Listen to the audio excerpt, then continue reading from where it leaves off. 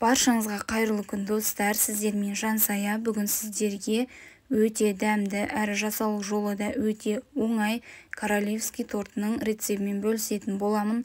Міндетті түрде видеоны соңына дейін көріңіздер.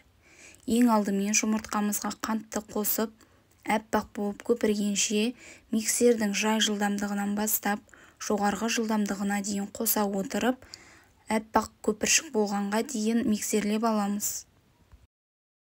Біздің жұмыртқалы массамыз осылай әппақ көпіршіктерге айналуы тиіс. Енді сүтімізді, сұйық майымызды құйып, тағы да бір миксерлеп аламыз. Ұнымызды алдын ала електен өткізіп, қопсықышымызды қосып, осылай 2 немесе 3 бөлікке бөле отырып қосатын боламыз.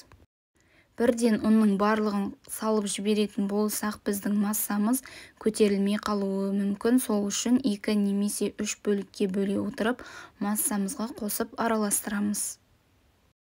Достар, менің каналымда бұдан да басқа түрлі рецепттер бар. Міндетті түрде каналыма тіркеліп, қоңырауша белгісін қосып қоюды ұмытпаңыздар. Енді дайын болған массамызды осылай бірдей 3 бөлікке бөліп, мак, мейіз және какаоны салып, араластырып аламыз. Енді біз осы кезде пешімізді қыздырып бастаймыз. Дайын болған массамызды 170 градуста 15 немесе 20 минутта пісіріп аламыз. Осы кезде алдын ала кремін дайындап аламыз. Кремін астына описание бөліміне жазып қалдыратын боламын. Енді тортымызды жинаймыз. Осылай 3-4 қасықтан кремді сала отырып, тортымызды жинап аламыз. Тортымыз дайын болғаннан кейін міндетті түрде кемінде 2 сағатқа холодильникке салып қойыңыздар. Қыздар, міндетті түрде осы рецепт бойынша дайындап көріңіздер. Өте дәмді әрі жасалуы да өте оңай.